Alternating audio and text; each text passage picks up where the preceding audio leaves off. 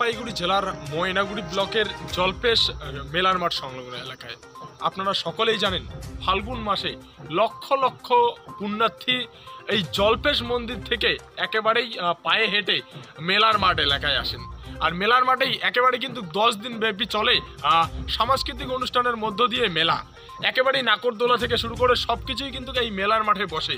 আর একমাত্র যাওয়ার রাস্তা কিন্তু এই ব্রিজের উপর দিয়ে কিন্তু যেতে হয়। দীর্ঘদিনের দাবি কিন্তু এই বাঁশের সাঁকো থেকে পাকা সেতুর নির্মাণ। সেই পাকা সেতুর নির্মাণ অবশেষে আচ্ছা সেতুর শুভ উদ্বোধন করবেন জেলা পরিষদের সভাধিপতি কৃষ্ণা বর্মন। এই মুহূর্তে আমরা উপস্থিত একেবারে কিন্তু আপনাদের দেখানোর জন্য, যেখানে কিন্তু 94 লক্ষ টাকারও বেশি ব্যয় করে এই সেতু নির্মাণ হচ্ছে।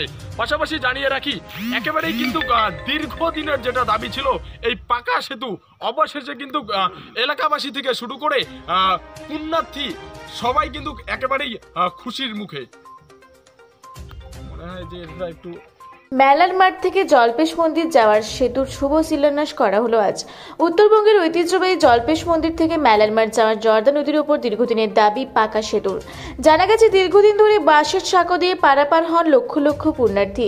প্রত্যেক বছর ফাল্গুন মাসে ফাল্গুনী মেলায় এই বাঁশের সাঁকো দিয়ে পার হন পুণ্যার্থীরা, যার জেরে সমস্যায় পড়তে হয় পুণ্যার্থীদের। তবে প্রত্যেক বছর জেলা পরিষদের পক্ষ থেকে প্রায় 1 লক্ষ টাকা ব্যয় করে বাঁশের সাঁকো তৈরি করে দেওয়া হয়। তবে পুণ্যার্থী কথা ভেবে এবছর জেলা পরিষদের পক্ষ থেকে প্রায় 1 কোটি টাকা ব্যয়ে এই পাকা সেতু তৈরি নির্মাণের শুভ শিলান্যাস করা হলো আজ। জানা গেছে উত্তরবঙ্গের ঐতিহ্যবাহী জলপেশ মন্দিরে দীর্ঘদিন থেকে অনেক দূর দূরান্তের পুণ্যার্থীরা ফাল্গুন মাসে বাবা শিবের মাথায় জল ঢালার জন্য আসেন। জলপেশ মন্দির সংলগ্ন মেলার মাঠ এলাকায় 10 দিন ব্যাপী বসে মেলা। আর সেই মেলায় যাওয়ার একমাত্র রাস্তা জর্দা নদীর উপর দিয়ে। দীর্ঘদিন থেকে এই জর্দা নদীর উপর মেলার সময় জেলা পরিষদের পক্ষ থেকে 10 দিনের জন্য করে দেওয়া হয় বাঁশের সাঁকো। এলাকাবাসী ও পুণ্যার্থীদের দাবি ছিল একটি পাকা সেতুর। অবশেষে আজ সেই সেতুর শুভ শিলান্যাস করা হলো। এতে অনেকটাই খুশি এলাকাবাসীরা।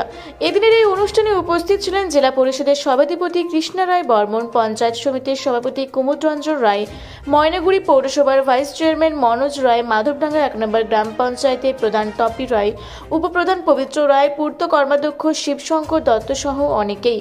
পাশাপাশি জলপেশ মন্দির থেকে মহামায়া হয়ে মধ্য শালবাড়ি যাওয়ার রাস্তা করে দেবেন বলে জানিয়েছেন জেলা পরিষদের সভাধিপতি কৃষ্ণা রায় বর্মন। সেতুর উদ্বোধন করলেন আর কত টাকা ব্যয়?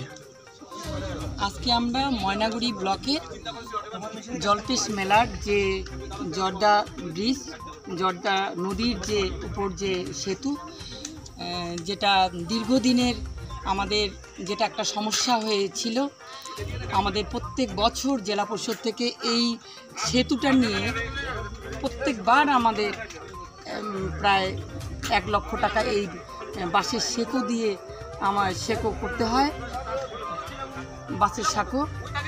তো সেক্ষেত্রে আজকে আমরা সেই একটা পার্মানেন্ট সলিউশন একটা করলাম। আজকে আমরা জেলা পরিষদ থেকেই এটা প্রায় 1 কোটি টাকার একটা কাজ আমরা এই ব্রিজ সেতু নির্মাণের কাজ আমরা উদ্বোধন আজকে করি। দিদি কত দিনের মধ্যে হবে আশা রাখছেন? আমরা আশা করছি এটা সামনে যে জেলা সেই জলপেশের মেলা তার আগেই আমরা সমাপ্ত করব। আচ্ছা আচ্ছা, কতটা উপকার হলো দিদি? উপকার তো একটা ঐতিহ্যবাহী পুজো, এটা বাবা ভোলেনাথের পুজো, সেই ঐতিহ্যবাহী একটা মেলা। এই মেলায় বিভিন্ন জায়গা থেকে যে দর্শনার্থীরা আসেন তাদের মানে এই মেলায় এই সেতুটার উপর মানে তাদের সবাই আমরা মেলা একমাত্র ভরসা ছিল এই সেতু।